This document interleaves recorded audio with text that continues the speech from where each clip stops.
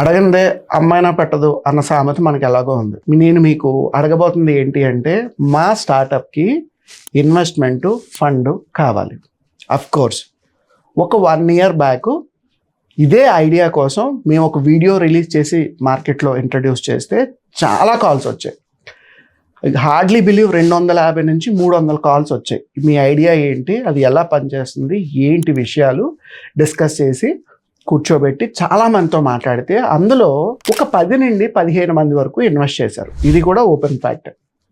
10 నుంచి 15 మంది out of 250-300 కాల్స్లో మనకి 10 నుంచి 15 మంది ఇన్వెస్టర్స్ వచ్చారు. సోషల్ మీడియా నుంచి కొంతమంది వచ్చారు, నాకున్న నెట్వర్క్ సర్కిల్ నుంచి కొంతమంది వచ్చారు. అలాగే మనం డిఫరెంట్ సోషల్ మీడియా ప్లాట్ఫామ్స్లో ఉన్నాం, యూట్యూబ్ అని, కోరా డైజెస్ట్ అని, ఇన్స్టాగ్రామ్ అని. దీని నుంచి అట్రాక్ట్ అయ్యి వచ్చి కూర్చొని మాట్లాడి ఇలా 250-300 మందితో మాట్లాడితే అందులో ఫిల్టర్ అయ్యి ఒక 15 మంది దాకా ఫైనల్ ఇన్వెస్టర్స్ వచ్చారు. ఇన్వెస్టర్స్ మనం అనుకున్న అమౌంట్కి ఆల్మోస్ట్ ఒక 55 నుంచి 60% ఫండ్ అయితే రైజ్ అయింది. ఇంకొక 40% ఫండ్ రైజ్ అవ్వాల్సి ఉంది. ఆ 40% ఫండ్ రైజ్ చేయడానికి ఈ వీడియోని నేను లాంచ్ చేశాను. అయితే ఇంతకు ముందు చేసిన వీడియోలో అసలు ఐడియా ఏంటి, ప్రాబ్లం ఏంటనేది నిజంగా ఓపెన్గా చెప్పలేదండి ఎవరికైనా. జస్ట్ మేము ఒక ఐడియా లాంచ్ చేయబోతున్నాం, దాని ఫండమెంటల్స్ ఇలా ఉండబోతున్నాయి, దాని ఛాలెంజెస్ ఇవి, దానికి ఇంత బడ్జెట్ అవుతుందని చెప్పి చాలా అవుట్లైన్గా మాత్రమే ఒక వీడియో లాంచ్ చేస్తే మనం అనుకున్న 55-60% ఫండ్ రైజ్ అయింది. బట్ ఇంకా 40% పెండింగ్ ఉంది. ఈ 40% ఫండింగ్ మనకి వస్తే తప్పించి నేను ఐడియాను లాంచ్ చేయలేను. ఎందుకంటే మనం వన్స్ దిగిన తర్వాత ఇదేదో 2 నెలలు 3 నెలల వ్యవహారం కాదు. ఖచ్చితంగా ఒక 1 year వరకు ఏ హికప్స్ హడిల్స్ లేకుండా రన్ అవ్వాలి అంటే మేము అనుకున్న 100% టార్గెట్ ఫుల్ఫిల్ అవ్వాలి. సో అందుకోసం ఈ 40% ఫండ్ రైజ్ అవుతుందా లేదా అని టెస్ట్ చేయడానికి ఈ వీడియోని మళ్ళీ లాంచ్ చేస్తాం. అండ్ రెండోది, కేవలం యూట్యూబ్ మీద బేస్ చేసుకొని, వీడియోలను బేస్ చేసుకొని మేము ఫండ్ రైజ్ చేయట్లేదు. మేము చాలామంది ఏంజల్ ఇన్వెస్టర్స్ని మీట్ అవుతున్నాం, వెంచర్ క్యాపిటలిస్టులు మీట్ అవుతున్నాం, ఇండివిజువల్ ఫ్యామిలీ హౌసెస్ ఉంటాయి, ఫ్యామిలీ బిజినెస్లు, వాళ్ళని మీట్ అవుతున్నాం. సెట్ అండ్ సిఈఓస్, ఫౌండర్స్, స్టార్టప్స్లో ఎవరైతే ఉన్నారో వాళ్ళకి ఈమెయిల్స్, పోస్ట్ కార్డ్స్, లెటర్స్ పంపిస్తున్నాం. అండ్ మా ఒక ఈమెయిల్ క్యాంపెయిన్స్, SMS క్యాంపెయిన్స్ ఉంటాయి సెట్ అండ్ కస్టమర్స్ని ఐడెంటిఫై చేసి. అండ్ ఎవ్రీ మంత్ ఒక 5,000 నుండి 10,000 పీపుల్కి SMSలు, ఈమెయిల్స్ కూడా క్యాంపెయిన్ రూపంలో పంపిస్తున్నాం. అట్ ద సేమ్ టైం నేను హైదరాబాద్లో ఒక 4-5 నెట్వర్కింగ్ ఆర్గనైజేషన్లో ఉన్నాను. అక్కడి నుంచి కూడా చాలా ఇన్వెస్టర్స్ని మీట్ అవుతున్నాం, పిక్ చేస్తున్నాం. మేము అనుకున్న అమౌంట్ 100% ఇంకా రీచ్ అవ్వలేదు. హానెస్ట్గా చెప్పాలంటే ఇందులో మొహమాట పడేది, సిగ్గుపడేది ఏమీ లేదండి. బిజినెస్ అంటే ఇలా చిటికేస్తే మాత్రం ఏది జరగదు. మన స్ట్రగుల్స్ మనం చాలా ఫేస్ చేస్తే తప్పించి మార్కెట్లో మనం అనుకున్న టార్గెట్ని రీచ్ అవ్వలేం. ఫేక్ చేయాల్సిన అవసరం అయితే ఇక్కడ ఏమాత్రం లేదు. ఇది ఫస్ట్ పాయింట్. రెండోది, ఈ వీడియో ద్వారా ఆ బ్యాలెన్స్ 40%ని ఎలా అచీవ్ చేయాలి అన్నదానికి కొంత మేము మా కోఫౌండర్స్ టీము కొంత బ్రెయిన్ స్టార్మ్ చేసి ఒక కొత్త మార్కెటింగ్ ట్రిక్ని ఇనిషియేట్ చేసాము. అది ఎంతవరకు టెస్ట్ అవుట్ అవుతుంది ఈ వీడియో ద్వారా మనం చెక్ చేద్దాం. అయిపోతే వెల్ అండ్ గుడ్, అవ్వలేదంటే ఇంకొక ఐడియాని మళ్ళీ లాంచ్ చేద్దాం నెక్స్ట్ మంత్ క్యాంపెయిన్ కింద. అసలు సమస్య ఏంటి, అసలు ఫస్ట్ మన ఇండియాలో ఉన్న ప్రాబ్లం ఏంటి, ఆ ప్రాబ్లంకి మేము డిజైన్ చేసిన సొల్యూషన్ ఏంటి, దాని నుంచి వచ్చే బిజినెస్ ఐడియా ఏంటి, ఆ బిజినెస్ ఐడియాలో ఎవరైనా ఇన్వెస్ట్ చేస్తే డబ్బులు ఎలా వస్తాయి, మేము తిరిగి వాటి మీద లాంగ్ రన్లో ఫండ్ ఎలా రైజ్ చేసుకోగలం, రెగ్యులర్గా రికరింగ్ రెవెన్యూ ఎలా వస్తుంది, ఈ డీటెయిల్స్ అన్నీ కూడా ఈ వీడియోలో డీకోడ్ చేద్దాం. ఎందుకంటే ఆఫ్టర్ 1.5 year తర్వాత మాకు అర్థమైంది ఏంటంటే, మేము అనుకున్న ఐడియాని మార్కెట్లో ఎవరు కూడా అంత ఈజీగా లాంచ్ చేయలేరు. దానికి మేము market gap, first more advantage, ఇలా చాలా ఫండమెంటల్స్, స్టార్టప్ జార్గన్స్ తోటి ముందుకు వెళ్తూ ఉన్నాం. సో మేము ఐడియాని పిచ్ చేసేటప్పుడు ఖచ్చితంగా ఓపెన్గా పిచ్ చేస్తాం. యూట్యూబ్లో ఎందుకులే అని ఇంతకుముందు షేర్ చేయలేదు, కానీ ఒక ఐడియాని డిస్కస్ చేసేటప్పుడు ఏంజల్ ఇన్వెస్టర్స్తోని, ఇండివిజువల్ ఇన్వెస్టర్స్తోని ఐడియాని చాలా ఓపెన్గా డిస్కస్ చేస్తాం.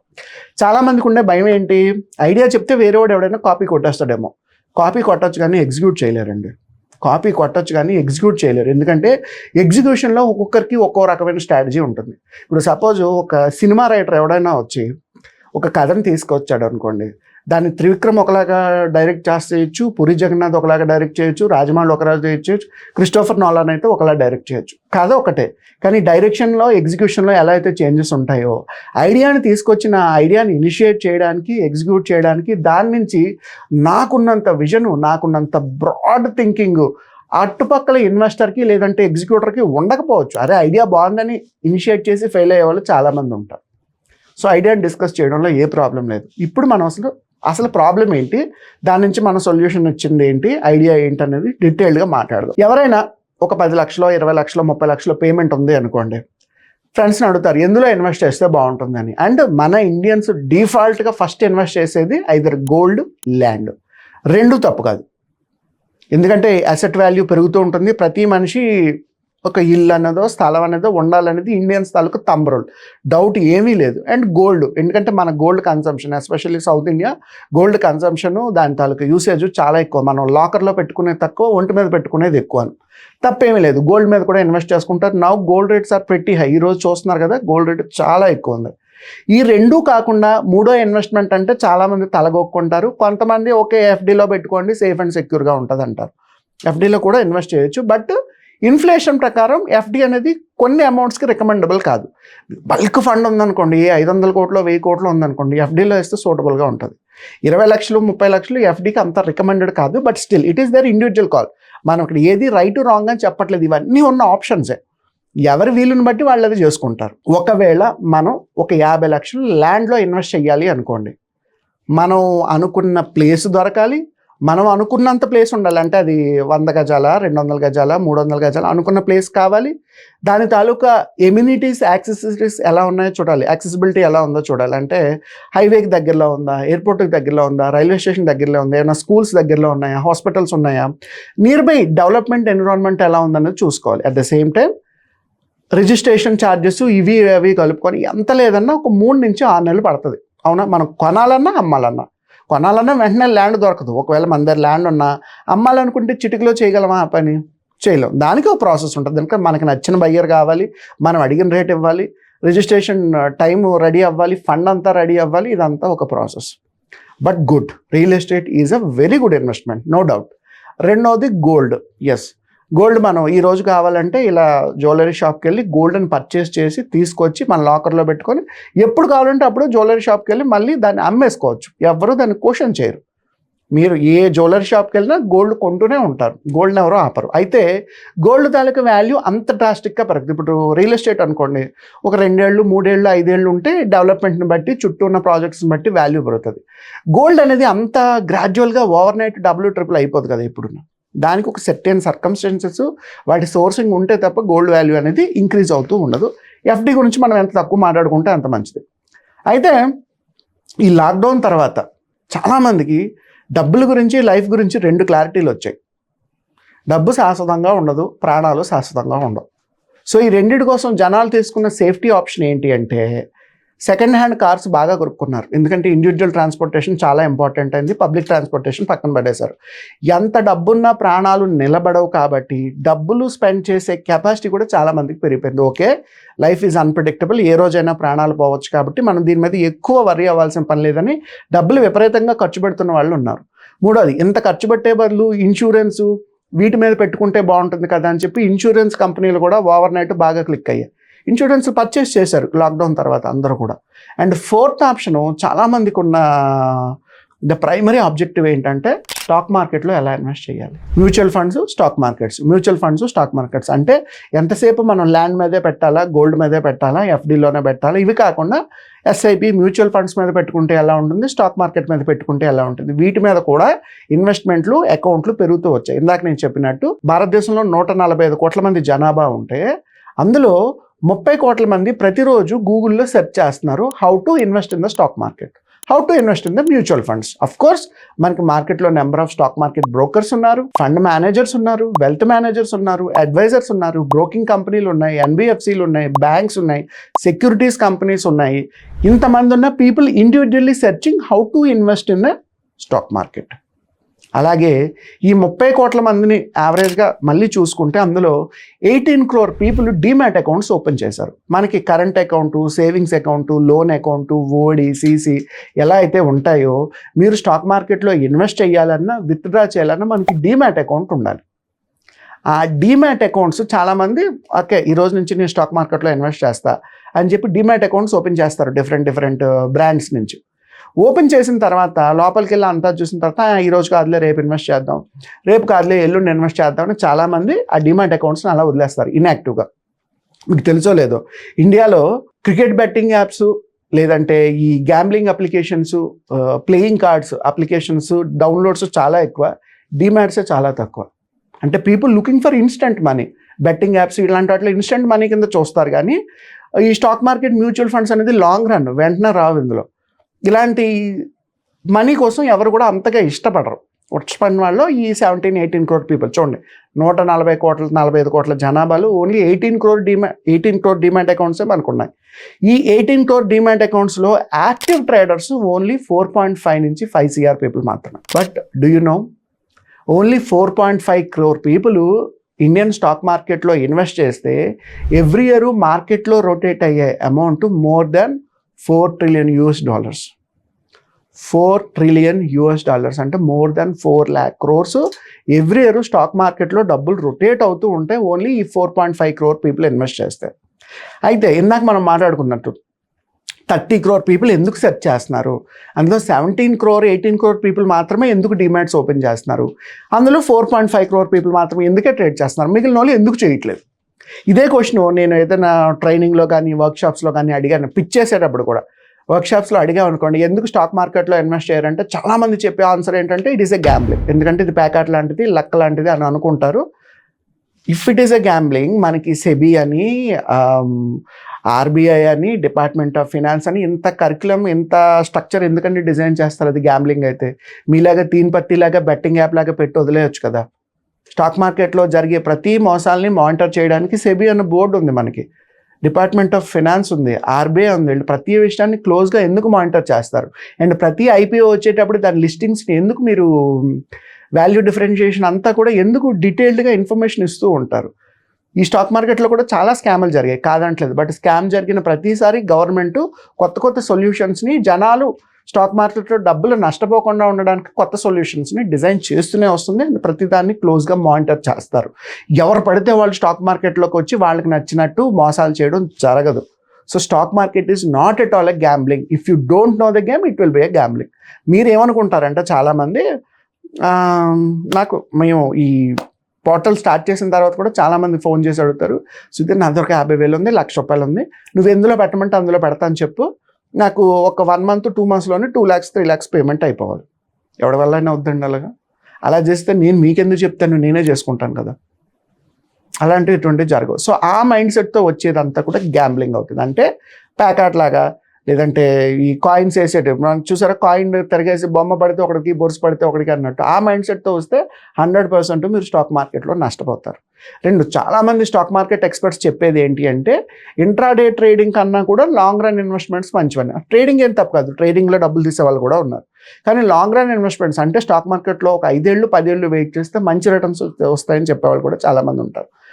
ఈ టాపిక్ని అందరినీ మనం పక్కన పెడదాం. ఎందుకంటే నేను మీకు ఎవరికి కూడా ఇప్పుడు అర్జెంటుగా మీరు స్టాక్ మార్కెట్లో ఇన్వెస్ట్ చెయ్యండి, ఇందులో డబ్బులు పెట్టండి, అందులో డబ్బులు పెట్టండి, ఈ రికమెండేషన్స్ టిప్స్ కూడా నేను చెప్పదలుచుకోలేదు ఈ వీడియోలో. ఎందుకంటే మాది బిజినెస్ ఐడియా కాదు. ఇండియాలో ఎప్పటికీ 700-800 ఫిన్టెక్ కంపెనీస్ ఉన్నాయి, 800+ ఫిన్టెక్ కంపెనీస్ ఉన్నాయి. ఫిన్టెక్స్ అంటే మనకి సోకాల్డ్, మీకు ఎక్కడైతే డిమాట్ అకౌంట్స్ ఓపెన్ చేస్తారు, ఇన్సూరెన్స్ సెల్ చేస్తారు, స్టాక్ మార్కెట్ బ్రోకర్స్ వాళ్ళ ప్రొడక్ట్స్ని సెల్ చేస్తారు, ఐపీఓ లిస్ట్ చేస్తారు, మార్కెట్లో టిప్స్ ఇస్తారు, ఆ కంపెనీలో పెట్టండి, ఈ కంపెనీలో పెట్టండి. ఫినాన్స్లో డీల్ చేసే కంపెనీలు అన్నింటినీ ఫిన్టెక్ కంపెనీస్ అంటారు.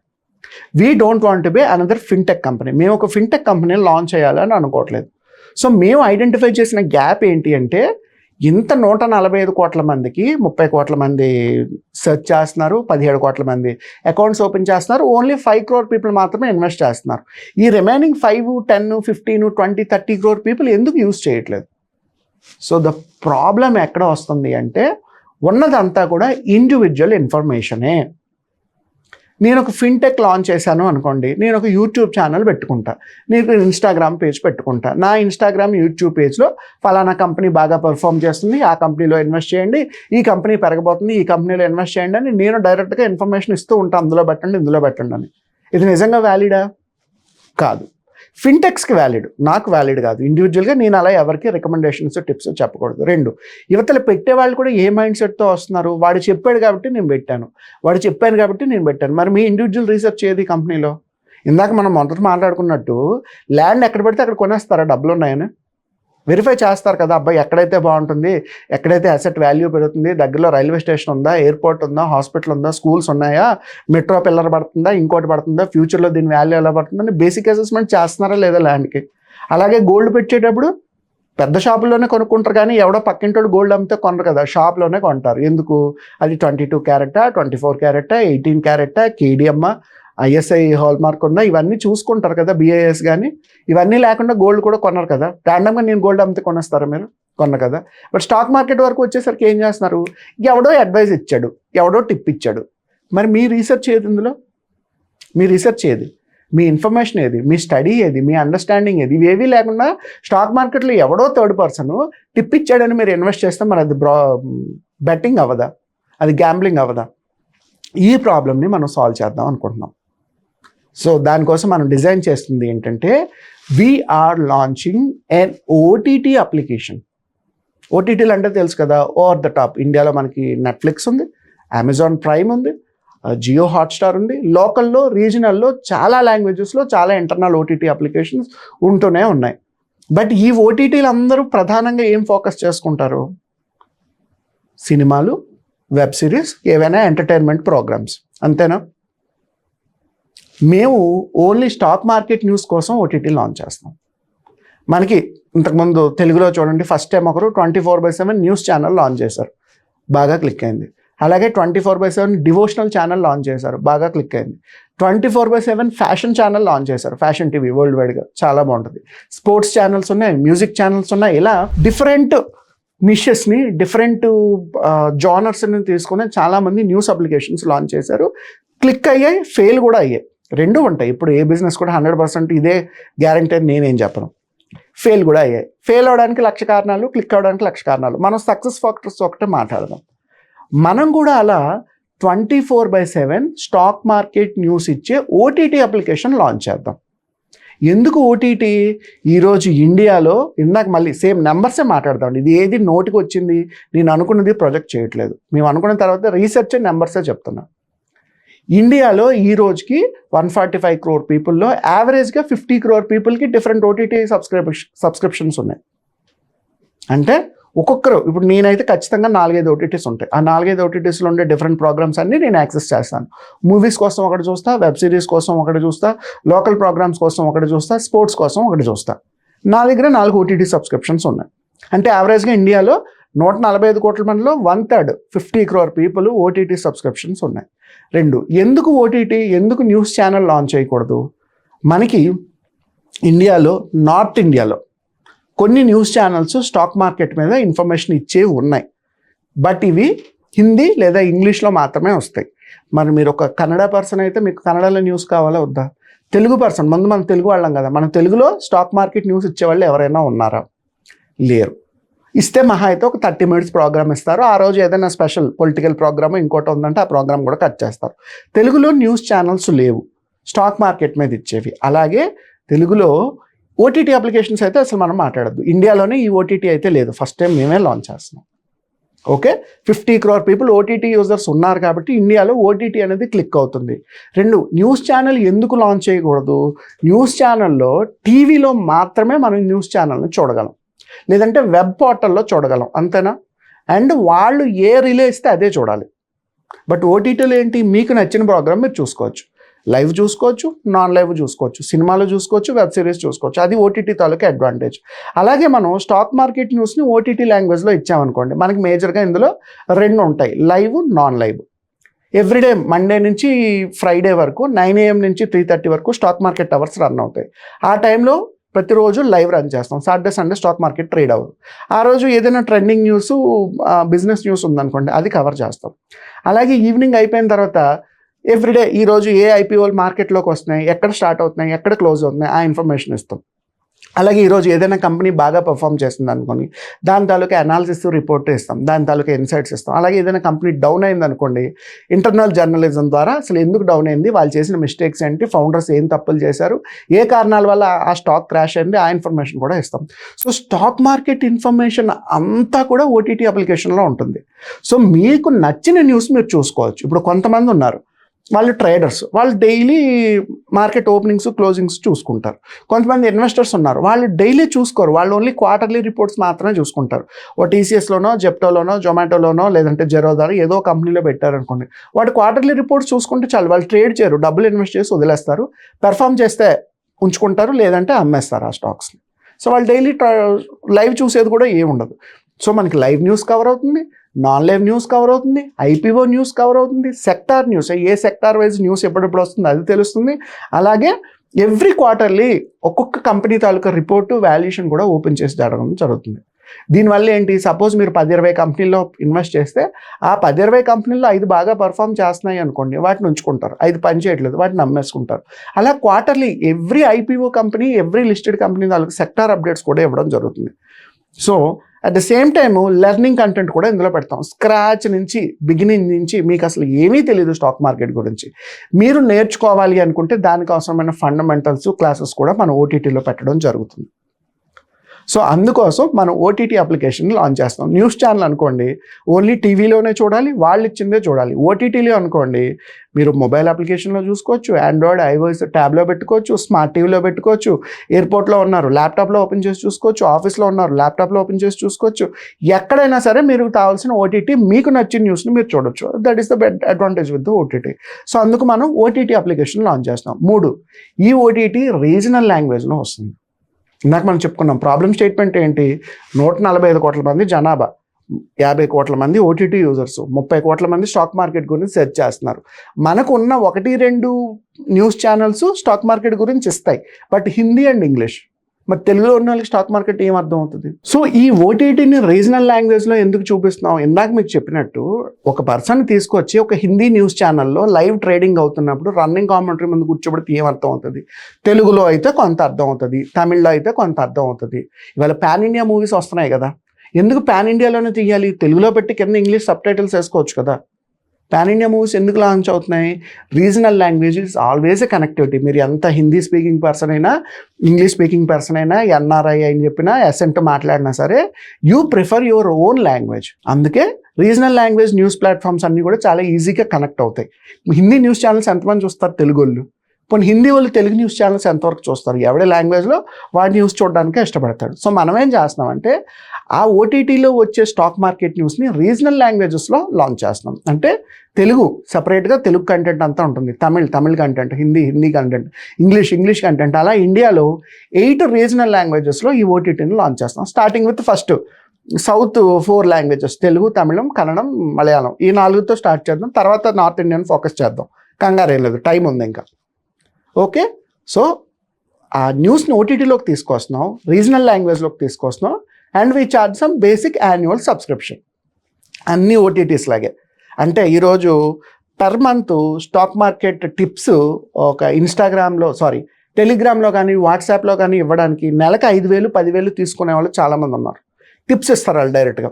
ఓకే, మేము మన ఓటీటీ అప్లికేషన్లో ఎవరికి ఎటువంటి టిప్స్ ఇవ్వం, ముందే చెప్తున్నాం. ఫలానా కంపెనీలో ఇన్వెస్ట్ చేయండి, మీ స్టాక్ పెరుగుతుంది, ఫలానా కంపెనీలో స్టాక్స్ అమ్మేసుకోండి, ఆ కంపెనీ ఫెయిల్ అయిపోతుంది. ఈ information as a media company మేము ఎవరికి టిప్స్, రికమెండేషన్స్ చెప్పకూడదు. సెక్టార్ అప్డేట్స్ చెప్పొచ్చు, ప్రిడిక్షన్స్ చెప్పొచ్చు. ఫలానా వార్ వల్ల ఈ సెక్టార్లు ఇలా రిఫ్లెక్ట్ అవ్వబోతున్నాయి, ఫలానా వార్ వల్ల ఈ సెక్టార్లో ఉండే కంపెనీలు ఇలా అవ్వబోతున్నాయి, ఫలానా కొత్త టెండర్ వల్ల ఈ కంపెనీలు గ్రో అవ్వబోతున్నాయి, ఈ ఇన్ఫర్మేషన్ ఇవ్వచ్చు. బట్ డైరెక్ట్గా ఆ కంపెనీ గ్రో అవుతుంది, డైరెక్ట్గా ఆ కంపెనీ ఫాలో అవుతుంది, ఈ స్టాక్స్ అమ్మేసుకోండి, ఈ స్టాక్స్ కొనేసుకోండి, ఇది మాత్రం ఎప్పుడు చెప్పడం జరగదు. As a media company we don't have that authority.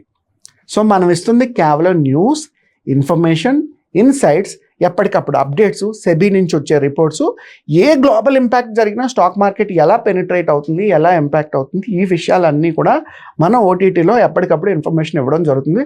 So ఎవరికి నచ్చినట్టు వాళ్ళు ఇన్ఫర్మేషన్ని యాక్సెస్ చేసుకోవచ్చు. తెలుగు వాళ్ళు తెలుగు ఆర్టికల్స్ చూసుకుంటారు, తమిళ వాళ్ళు చూసుకుంటారు, హిందీ న్యూస్ చూసుకుంటారు.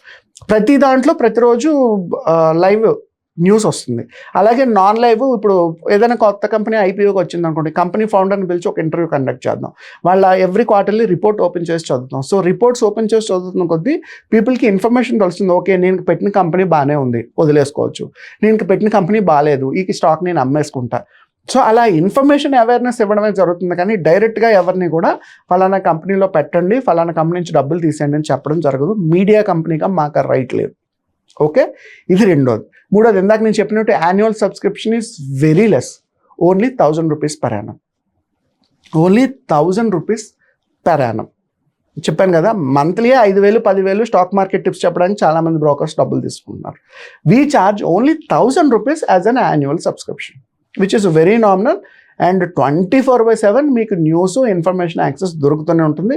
ఎప్పుడు ఎలా కావాలంటే చూసుకోవచ్చు. మార్నింగ్ 6-6:30కి బ్రేక్ఫాస్ట్ కాఫీ న్యూస్ వస్తుంది, 8-8:30కి బ్రేక్ఫాస్ట్ న్యూస్ వస్తుంది, 9కి లైవ్ స్టార్ట్ అవుతుంది, మధ్యాహ్నం మిడ్ డే న్యూస్ వస్తుంది, మళ్ళీ 3:30కి క్లోజింగ్ బెల్ వస్తుంది, 3:30 తర్వాత 4-4:30కి ఓవరాల్ టుడే అనాలిసిస్ ఏంటనేది వస్తుంది, మళ్ళీ 6:30-7 o'clockకి ఈ రోజు అనాలిసిస్ని బట్టి నెక్స్ట్ డే ప్రిడిక్షన్ ఎలా ఉండబోతుంది, ఏ సెక్టార్లు రేపు గ్రో అవ్వబోతున్నాయి, ఏ కంపెనీల తాలూకా పెర్ఫార్మెన్స్ ఎలా ఉంది, నెక్స్ట్ అనాలిసిస్ ఇస్తాం. ఇదంతా కూడా ఎవ్రీడే లైవ్ జరుగుతుంది. నాన్ లైవ్కి వచ్చేసరికి ఇందాక మనం చెప్పినట్టు ఇప్పటికీ 13,000 14,000 లిస్టెడ్ కంపెనీస్ ఉన్నాయి. ఆ కంపెనీ తాలూకా ఫౌండర్స్, CEO ఎక్స్పర్ట్స్, వాళ్ళ టాక్స్ ఏంటి, వాళ్ళ క్వార్టర్లీ పెర్ఫార్మెన్స్ రిపోర్ట్స్ ఏంటి, IPOలు ఎవరెవరు వస్తున్నారు వాళ్ళ రిపోర్ట్స్ ఏంటి, ఏదైనా కొత్త స్టార్టప్ వచ్చింది, IPOగా అవ్వక్కర్లేదు, 100 crore 200 crore ఒక మంచి వర్క్ ఆర్డర్ పట్టుకున్న వాళ్ళ ఫ్యూచర్ IPO అవ్వడమే కదా అందరికీనా. సో వాళ్ళు ఎర్లీ డేస్లో ఎలా పర్ఫామ్ చేస్తున్నారు, ఆ కంపెనీ ఎలా గ్రో అవ్వబోతుంది, వాళ్ళ తాలూకా పెర్ఫార్మెన్స్ ఆపరేషన్ ఫ్లో ఎలా ఉంది, వీటన్నిటి గురించి ఇంటర్వ్యూలు, పోడ్కాస్ట్లు, డిస్కషన్స్ చేయడం జరుగుతుంటుంది. So 24/7 stock market news, business news, finance news, startup news ఒక OTTలో పెట్టబోతున్నాం. ఎందుకు ఈ సబ్జెక్టు అంటే, సినిమా OTTలు ఆల్రెడీ చాలా ఉన్నాయి, వెబ్ సిరీస్ OTTs ఆల్రెడీ చాలా ఉన్నాయి, స్పోర్ట్స్ OTTs చాలా ఉన్నాయి, but stock market news, business మీద ఏ OTT లేదు. అందుకే మేము ఆ సెక్టార్ని టచ్ చేయబోతున్నాం. 2, ఇప్పుడు ఐడియా చెప్పాను కదా, ఎవరైనా కాపీ కొడతారు అనుకుంటారేమో, అక్కడే మీకు ఛాలెంజ్. మేము చెప్పినట్టు మాకు అనుకున్న 100% ఫండ్ రైజ్ చేయడానికే 1.5 year టైం పట్టింది. మార్కెట్ గ్యాప్ ఈ OTT లాంచ్ చేయాలంటే కనీసం 15-20 కోట్లు కావాలి. 15-20 కోట్లు ఈ OTTకి. ఇంకొక OTT మనకి చాలామంది ఉంటారు, 20 లక్షలు 30 లక్షలు పెడితే ఒక OTT అప్లికేషన్ ఇచ్చేస్తున్నాం. అప్లికేషన్ డెవలప్మెంట్ కాంప్లికేటెడ్ కాదండి. మనకు SaaS బేస్లో చాలా అప్లికేషన్స్ దొరుకుతాయి. అప్లికేషన్ మేము ఆల్రెడీ బిల్డ్ చేసాం. ఒక స్టూడియో సెటప్ చేయాలి, లైట్లు, కెమెరాలు, ఎక్విప్మెంట్స్, కంప్యూటర్స్, ఎడిటర్స్, వీళ్ళందరినీ సెటప్ చేయాలి. And most important, stock market news, వాటి ఫీడ్, వాటి తాలూకా గేట్వే మనం బయట నుంచి పర్చేస్ చేయాలి. And stock market advisors, SEBI certified consultants చేత మాత్రమే మనం న్యూస్ ఇప్పించాలి. సో ఈ ప్రోగ్రామ్ని ఆలోచించేటప్పుడు అందరికీ దీని మీద ఇంట్రెస్ట్ ఉండకపోవచ్చు. అందుకోసమని ఎవరైనా ఈ ఐడియాని స్టార్ట్ చేయాలనుకుంటే మినిమం 10-15 కోట్లు అవసరం అవుతుంది.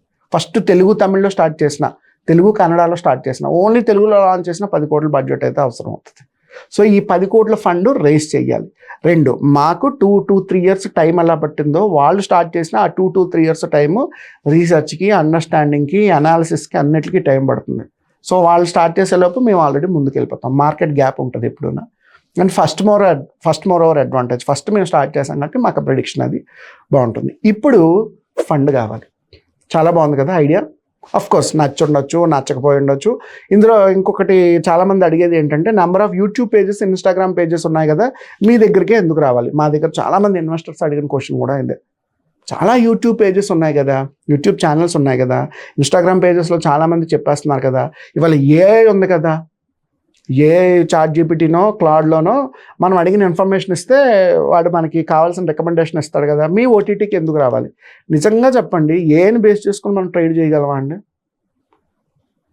అల్గారిథం ఎలా పనిచేస్తుందంటే, సపోజ్ నా దగ్గర ఒక ఆండ్రాయిడ్ మొబైల్, ఒక iOS మొబైల్ ఉంది అనుకుందాం, ఒక ఐఫోన్. నేను సేమ్ నా ఆఫీస్ నుంచి పార్క్ హోటల్కి వెళ్దాం అనుకున్నాను. ఇక్కడి నుంచి ఆండ్రాయిడ్ నుంచి, iOS నుంచి అదే ఊబర్ అప్లికేషను, అదే ఇంటర్నెట్, ఒకే వైఫై కనెక్ట్ అయ్యి ఉండి, నేను ఇక్కడ నుంచి పార్క్ హోటల్ కనుక అడ్రస్ పెట్టుకుంటే ఆండ్రాయిడ్లో క్యాబ్ రేట్ తక్కువ ఉంటుంది, iOSలో క్యాబ్ రేట్ ఎక్కువ ఉంటుంది. తెలుసా ఎప్పుడైనా? మీరు అబ్జర్వ్ చేశారా అది ఎప్పుడైనా? చూడండి, iOSలో పర్చేస్ చేసేటప్పుడు మీకు అన్నిటి రేట్లు కొంచెం ఎక్కువ ఉంటాయి. ఎందుకంటే because you are an iPhone user, you can afford something more. So Uber cost ఇక్కడ ఒక క్యాబ్కి 200 ఉంటే iOSలో 250 రూపాయలు, 280 రూపాయలు ఉంటుంది. సేమ్ ఉండదు. Same location, same wifi, same person, same destination, but price different ఉంటుంది. అలాగే ఈ ChatGPT, క్లౌడ్, AI ఇటువంటివి ఏంటి అంటే, నా మైండ్ సెట్ని బట్టి, నా ఇన్వెస్ట్మెంట్ బట్టి నాకు అడ్వైజ్ ఇస్తుంది. సో దాన్ని బేస్ చేసుకొని 100% నేను స్టాక్స్లో ఇన్వెస్ట్ చేయాలంటే కాలిపోతాం. ఎందుకంటే AI కూడా చాలా తప్పులు చేస్తుంది, చాలా మిస్టేక్స్ ఇస్తుంది, చాలా రాంగ్ ఇన్ఫర్మేషన్స్ ఇస్తుంది. వీళ్ళ నమ్ముకొని లక్షలు మీరు స్టాక్ మార్కెట్లో ఇన్వెస్ట్ చేయగలరా? చేయలేరు. So that is not at all N option. It is an artificial intelligence. Human intelligence is different. Artificial intelligence as per data analyse చేస్తుంది. హ్యూమన్ ఇంటెలిజెన్స్ ఏంటి, ఆ సాఫ్ట్ కాల్ ఉంటుంది, ఒక స్మాల్ కాల్ పెట్టొచ్చా పెట్టకూడదా, అది మాత్రం ఓన్లీ హ్యూమన్ ఇంటెలిజెన్సే ఐడెంటిఫై చేస్తుంది. కేవలం ఏఐని బేస్ చేసుకొని మీరు స్టాక్ మార్కెట్లో ఎప్పుడూ దిగలేరు. ఓకే, ఇన్ఫర్మేషన్, రిపోర్ట్స్, అనలైజ్కి, డేటాకి, వీటన్నిటి కోసం ఏఐ పనిచేస్తుంది, కానీ డెసిషన్ మేకింగ్ మాత్రం ఏఐ పనిచేయదు. So that is not an option. 2, Instagram, YouTube, very good. But ఒక యూట్యూబర్ని, ఒక ఇన్స్టాగ్రామ్ ఇన్ఫ్లుయెన్సర్ని ఫాలో అయ్యేటప్పుడు మీరు అతని కస్టమరా? ఇవాళ YouTube pages, Instagram pages stock market గురించి చెప్తాయి. ఎలా చెప్తాయి? వాళ్ళ దగ్గర ఉన్న 10 కంపెనీలు, 20 కంపెనీల గురించి హైప్ ఇస్తాయి. అన్నిటి గురించి హైప్ ఇవ్వరు కదా, because they are brokers. Brokerage తప్పు కాదు, brokerage is a business. So ఆ బ్రోకర్స్ ఏం చేస్తారు, స్టాక్ మార్కెట్ బ్రోకర్స్ లేదంటే ఫండ్ మేనేజర్స్, అడ్వైజర్స్, వాళ్ళకి ఏ స్టాక్ అమ్మాలి అనుకుంటే దాని గురించి ఎక్కువగా చెప్తారు. వాళ్ళకి ఏ స్టాక్ నచ్చలేదో దాని గురించి ఎక్కువ నెగిటివ్గా చెప్తారు. Instagram also same. మరి వాళ్ళని నమ్ముకొని మీ స్టాక్ మార్కెట్లో దిగగలరా? ఇండివిజువాలిటీ ఏది, ఒక అన్బయాస్డ్ ఇన్ఫర్మేషన్ ఏది? బట్ మనం స్టాక్లో, ఓటీటీలో మనం ఏం చేస్తాము అంటే యాజ్ పర్ సెబీ రిపోర్ట్ ప్రకారమే ఏదన్నా చెప్తాం. ఒక ఫలానా company IPO report SEBI issue చేస్తుంది ఎవ్రీ క్వార్టర్ కింద. ఆ రిపోర్ట్ని సింప్లిఫై చేసి మీకు చెప్తాను తప్పించి అది బాగుంది, అది అందులో కొనుక్కోండి, ఇది బాగాలేదు, ఇందులో కొనొద్దని చెప్పాం. సెబీ ఇచ్చిన ఇన్ఫర్మేషను, ఆర్బీఐ ఇచ్చిన ఇన్ఫర్మేషను, డిపార్ట్మెంట్ ఆఫ్ ఫినాన్స్ నుంచి వచ్చే ఇన్ఫర్మేషన్ని మేము వ్యాలిడేట్ చేసి మీకు ఎక్స్ప్లెయిన్ చేస్తాం తప్పించి మా ఇండివిజువల్ ప్రొడిక్షన్స్ మీకు ఎవరికి చెప్పం. దీనివల్ల ఏంటి, న్యూస్ జనరలైజ్డ్గా ఉంటుంది, అన్బయాస్డ్గా ఉంటుంది, ఎవరికి ఫేవర్ చేయక్కర్లేదు, ఎవరిని డిగ్రేడ్ చేయక్కర్లేదు. As per report, as per ఇన్ఫర్మేషనే మీకు న్యూస్ ఇవ్వడం జరుగుతుంది. ఈ రిపోర్టు ఫ్రీగా, ఓపెన్గా కూడా దొరుకుతుంది, మీరు కూడా చదవచ్చు. కాకపోతే 400-500 పేజీలు ఉంటుంది. 400-500 పేజీలు మీరు ఒక్కొక్క కంపెనీ మీద కూర్చొని చదవగలరా? We have SEBI certified experts. ఆ ఎక్స్పర్ట్స్ మాత్రం ఆ రిపోర్ట్స్ని సింప్లిఫై చేసి 20 మినిట్స్లో, 30 మినిట్స్లో ఇన్ఫర్మేషన్ అన్నిటిని సమరైజ్ చేసి సింప్లిఫై చేస్తారు న్యూస్. సో అన్బయాస్డ్ న్యూస్ మన ఓటీటీలో దొరుకుతుంది, జనరలైజ్డ్ న్యూస్ అంతా దొరుకుతుంది, ఎవరికి ఫేవర్ చేయాల్సిన అవసరం లేదు. బట్ చాలామంది స్టాక్ బ్రోకర్స్, బ్రోకింగ్ కంపెనీస్ ఫేవరబుల్గా మాట్లాడతాయి. అందుకే వాళ్ళు టిప్స్ ఇస్తారు, ఫలానా కంపెనీలో పెట్టుకోండి అని. మేము ఆ టిప్స్ ఇవ్వమే, సో మాకు ప్రాబ్లం లేదు. ఏ బ్రోకరేజ్ కంపెనీతో కానీ, ఏ లిస్ట్ అవుతున్న కంపెనీతో కానీ మనకు వచ్చే ప్రాబ్లం ఏమీ లేదు. అలాగే బ్రోకరేజ్ కంపెనీలు ఎవరు మనకు కాంపిటీషన్ కూడా కాదండి. వాళ్ళు యూట్యూబ్ ఛానల్ అనేది వాళ్ళ మార్కెటింగ్ ప్లాట్ఫామ్. యూట్యూబ్ అనేది వాళ్ళ రెవెన్యూ కాదు. మీరు ఈరోజు ఒక stock market news channel, YouTube channel చూశారు అనుకోండి, అందులో ఒక 4-5 బ్రోకర్స్ ఉంటారు. ఆ బ్రోకర్ దగ్గరికి వెళ్ళి ట్రేడ్ చేయాలి, అది ఆ బ్రోకరేజ్ కంపెనీకి కావాల్సింది. ఇక్కడ మాకు మీరు వచ్చి ట్రేడ్ చేయక్కర్లేదు, మీరు డబ్బులు ఇచ్చినా కూడా మేము ట్రేడింగ్ చేయలేము. మాది ఫినాన్స్ రిజిస్టర్డ్ కంపెనీ కాదు, ఫిన్టెక్ కాదు, మాది కేవలం మీడియా రిజిస్టర్డ్ కంపెనీ. సో మాకు మీ దగ్గర నుంచి కావాల్సింది జస్ట్ దట్ 999 రూపీస్ సబ్స్క్రిప్షన్ మాత్రమే. ఓకే, సో ప్రాబ్లమ్స్ ఏంటేంటి, జనరలైజ్డ్ న్యూస్ దొరుకుతుంది, అన్బయాస్డ్ న్యూస్ దొరుకుతుంది, ఎవరికి ఫేవర్ చేయక్కర్లేదు. ఓటీటీ అంటే ఇందులో వీడియో లైబ్రరీ ఉంటుంది. మీరు 5 ఏళ్ల క్రితం టీసీఎస్ కంపెనీ ఎలా పర్ఫామ్ చేసింది, ఆ ఫస్ట్ క్వార్టర్ రిపోర్ట్ కూడా మన దాంట్లో దొరుకుతుంది. 10 years క్రితం ఫలానా company first quarter report, second quarter report కావాలంటే అది దొరుకుతుంది. లేదా డిమానిటైజేషన్ ముందు కంపెనీస్ ఎలా పర్ఫామ్ చేసాయి, లాక్డౌన్కి ముందు కంపెనీస్ ఎలా పర్ఫామ్ చేస్తాయి, ఇవన్నీ కూడా మీరు ఇండివిజువల్గా అనలైజ్ చేసుకోవచ్చు. అంత ఇన్ఫర్మేషన్ మన ఓటీటీలో దొరుకుతుంది. So it is not an easy task. ప్రతిరోజు స్టూడియో ఓపెన్ చేయాలి, ప్రతిరోజు లైవ్ న్యూస్ రన్ చేయాలి, ప్రతిరోజు కొత్త కంపెనీస్ ఇన్ఫర్మేషన్ పెడుతూ ఉండాలి, వీటన్నిటికీ డేటాబేస్ మెయింటైన్ చేయాలి, టెక్ ప్లాట్ఫామ్ మెయింటైన్ చేయాలి, కనీసం 40-50 మంది టెక్ టీం ఉండాలి, 100-150 మంది ఆపరేషన్స్ టీం ఉండాలి, కెమెరామెన్లు, editors, light mans, spot boys, office boys, అనలిస్టులు, ఎక్స్పర్ట్స్, న్యూస్ అడ్వైజర్స్, వీళ్ళందరూ కావాలి. సో ఇంత టీం రన్ చేయాలంటే కనీసం 10-15 కోట్ల బడ్జెట్ ఈజీగా అవుతుంది. And you have to make a revenue. General subscription ఒక రెవెన్యూ అయితే, అడ్వర్టైజ్మెంట్ సెకండరీ రెవెన్యూ. అయితే ఈ ఓవరాల్ బిజినెస్ ఐడియాలో ఇప్పుడు నేను మీకు చెప్పదలుచుకుంది ఏంటి అంటే, ఈ ఫండ్ రైజ్ చేయడానికి we are starting a community. We are starting a simple WhatsApp community at the cost of 169 rupees only. ఇంతకుముందు మనం చాలా చోట్ల చూస్తున్నాం, ముందు 99 రూపీస్ కమ్యూనిటీ అంటాడు, లోపల జాయిన్ అయిన తర్వాత 5,000 పే చేయమంటాడు, 5,000 తర్వాత 5 లక్షలు పే చేసి 10 లక్షలతో ఎండ్ అప్ అయి చాలా లాస్ మేకింగ్ కంపెనీస్ ఉన్నాయి. వీళ్ళు ఏంటంటే కోర్సులు అవి చాలా సేల్ చేసేస్తారు. బట్ ఈ 169 rupees is a annual subscription for a WhatsApp community. Annual subscription for WhatsApp community. And ఈ 169కి ఎవరైతే సబ్స్క్రైబ్ చేసుకుంటున్నారో రేపు యాప్ లాంచ్ అవగానే వాళ్ళకి 1 year సబ్స్క్రిప్షన్ కూడా ఇందులో ఇవ్వడం జరుగుతుంది. Not for 999 rupees, only for 169 rupees. 169 రూపీస్కి this is only subscription cost. ఇందులో మేము మీకు కోర్సులు ఇస్తాం, కానీ కోర్సులు అమ్మం. ఎవ్రీ వీక్ కొన్ని కోర్సులు కండక్ట్ చేస్తాం. ఎవరైతే ఇంట్రెస్టెడ్గా ఉన్నారో స్టాక్ మార్కెట్ నేర్చుకోవడానికి you can come and listen. Mutual funds ఎవరైనా నేర్చుకోవాలనుకుంటున్నారు యూ కెన్ కమ్. ఏమైనా ఫండ్ మేనేజ్మెంట్ కోర్సులు ఏమైనా చేద్దాం అనుకుంటున్నారు యూ కెన్ కమ్. ఈ కోర్స్ ఏది మీకు అడిషనల్గా సెల్ చేయట్లేదు. కోర్సుకి మళ్ళీ 5,000, 10,000, 20,000 ఏమీ సెల్ చేయట్లేదు. 169 రూపీస్కి ఒక వాట్సాప్ కమ్యూనిటీని బిల్డ్ చేసి ఒక 1 million సబ్స్క్రైబర్స్ని అచీవ్ చేయాలనేది primary agenda. 169 rupees subscription, 1 million subscribers.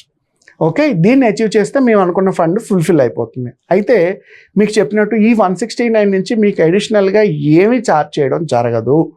అది మన టర్మ్స్ అండ్ కండిషన్స్లోని మీరు పేమెంట్ చేసేటప్పుడు కూడా ఆ రిసిప్ట్లో కూడా ఇన్ఫర్మేషన్ వస్తుంది.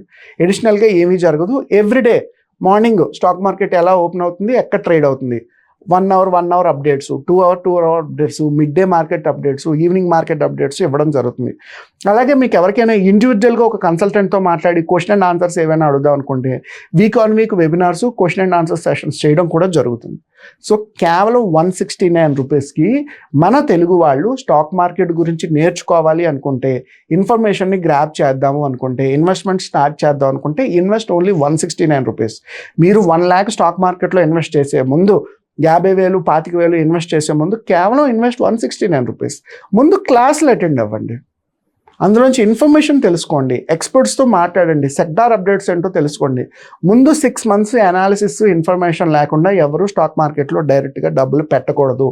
ట్రేడింగ్ అయినా ఇన్వెస్ట్మెంట్ అయినా సరే. అసలు మార్కెట్ ఎలా పనిచేస్తుందో మెకానిజం ఏంటో తెలియకుండా మీరు స్టాక్ మార్కెట్లో డబ్బులు పెడితే నష్టపోకుండా ఎందుకుంటారు? So invest only 169 rupees. మీ ఫ్రెండ్స్ అండ్ ఫ్యామిలీలో, సర్కిల్లో ఎవరైనా సరే స్టాక్ మార్కెట్ నేర్చుకుందాం అనుకుంటే నేను ఒక QR కోడ్ షేర్ చేస్తాను, పేమెంట్ లింక్ షేర్ చేస్తాను. ఆ పేమెంట్ లింక్ ద్వారా కేవలం వాట్సాప్ కమ్యూనిటీలో మాత్రమే జాయిన్ అవ్వండి. నేను మళ్ళీ చెప్తున్నాను, ఈ వాట్సాప్ కమ్యూనిటీలో ఎవరికి స్టాక్ మార్కెట్ టిప్స్ ఇవ్వడం జరగదు. ఇన్ఫర్మేషన్ అంటే ఫలానా కంపెనీలో పెట్టుకోండి అని అడ్వైజ్ ఇవ్వడం జరగదు.